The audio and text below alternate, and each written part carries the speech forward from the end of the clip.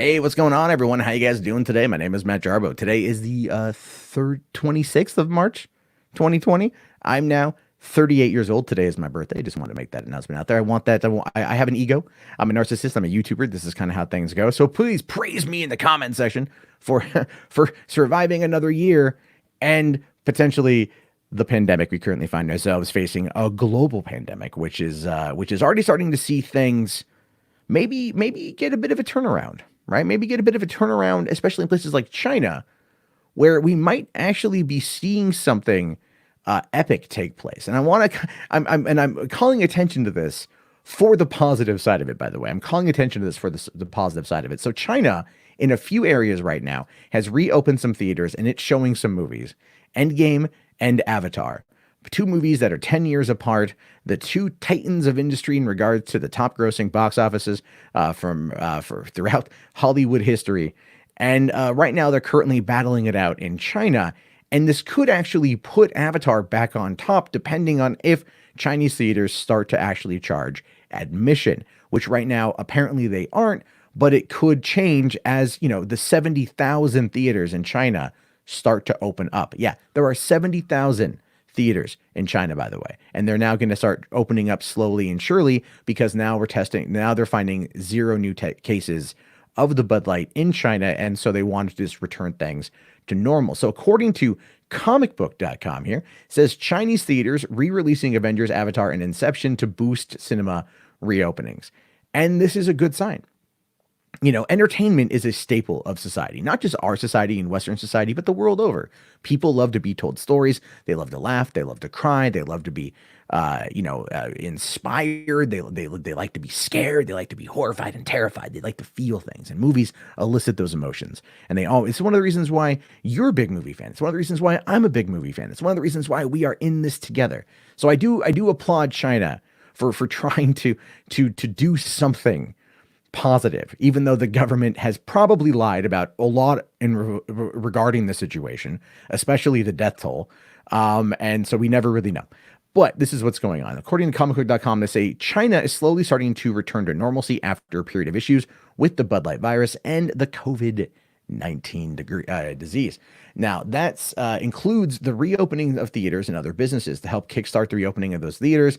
China is re-releasing some of the biggest films of the decade, including all four Marvel Avengers movies. This means Avengers, Avengers Age of Ultron, Avengers Infinity War, and Avengers Endgame. I mean, all four of those are great films.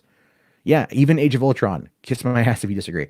But that's not all. They're also going to be re-releasing other big hits like Avatar, Christopher Nolan's Inception, and Interstellar to help bolster audience attendance.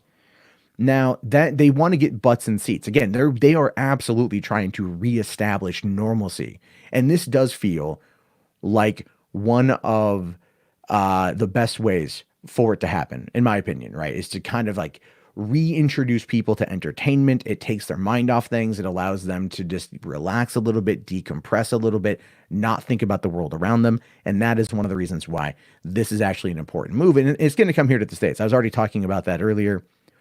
With movie theaters potentially going free in order to bolster attendance rates once this thing starts to kind of calm down. But that's not for a while because we are still nowhere near the apex of the situation.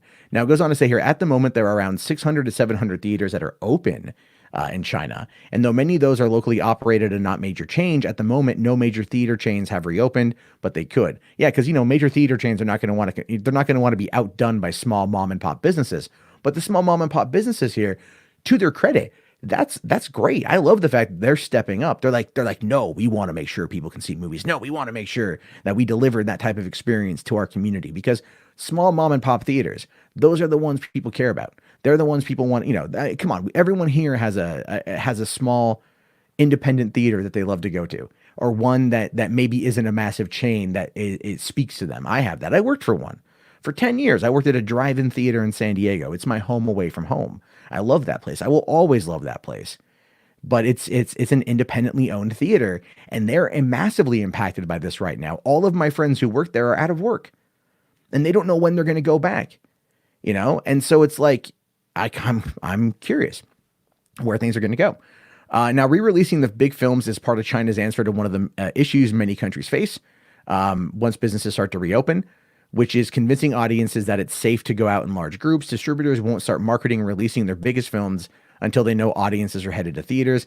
But audiences won't really come to theaters once it's safe without bigger releases, which is one of those like, which came first, the chicken before the egg, right? Or the chicken or the egg conversation. Because if it's also, it's a bit of a catch-22, because if audiences won't go to theaters until there's a big release, but they also don't want to release big movies because they don't want to lose out on that money because they're still that scared. It does make sense to release these other bigger movies as a way to get people to go back. Now, a new deal achieved over the past week will see China Film Group re-releasing local blockbusters as well, and those cinemas will have the right to keep 100% of the ticket revenue instead of giving the standard 43% to distributors and producers to help get them back up and running, which is very generous. And that's not something you oftentimes hear coming out of China when it comes to Hollywood, box office revenue, and the split. The split is never generous when it comes to China, but here at least they're giving 100% of the ticket revenue to the small mom and pop theaters that are able to use that as a way to keep themselves open. And again, I cannot stress this enough. That is awesome.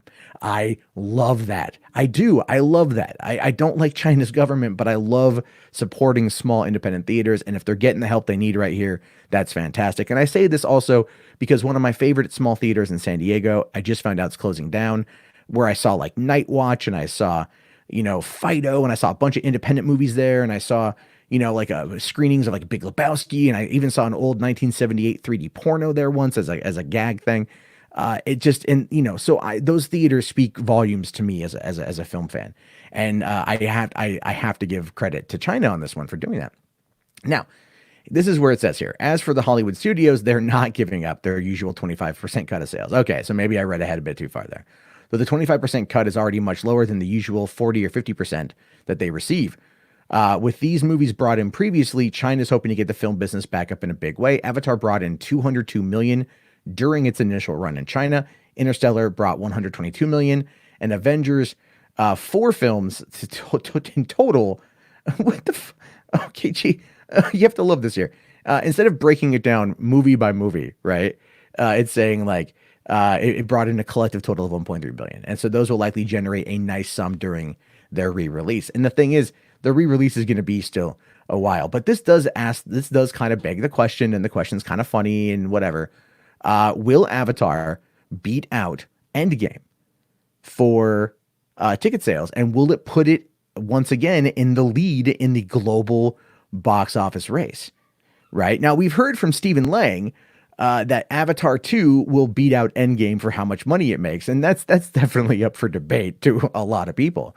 But in this situation, even though it's been 10 years since Avatar came out, a little over that now, and Endgame is a little under a year, the movie did do gangbusters. There's no denying that the movie, is the top grossing film worldwide. But could Avatar actually go and take over Endgame?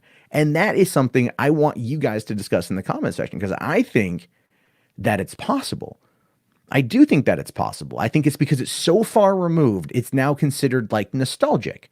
And people out there might be thinking to themselves, you know what? I haven't seen Avatar in a long time, but I remember how it made me feel. And now let me quickly touch upon that as why that's an important factor. So I've talked about this before. Movie theaters are not only just about, watching something, it's also about the experience of going, right? And go back and look at Avatar. Now, people like to sit there and say Avatar was a terrible plot. It was a terrible story. It was a terrible acted movie, whatever. I liked it all the way through for all of its parts. Yes, it was a simple story, but the technology used at the time, 10 years ago, was so groundbreaking that it accounted for 78% of all 3D ticket sales in 2010. And that's what kicked off that 3D pandemic, which is what I want to refer to it as, because yes, let's be fair, the 3D onslaught that we all had to deal with for a few years was because of Avatar.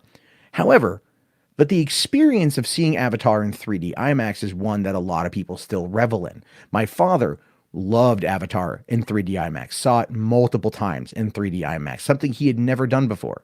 And he is excited for Avatar 2 to be able to go back and do the same thing. So when that comes out next year, provided I haven't been killed by this particular thing, or he hasn't been killed, which I'm hoping neither one of those things happen, I'm going to take him to go see it in 3D IMAX when it comes out, because that's something he's going to really like.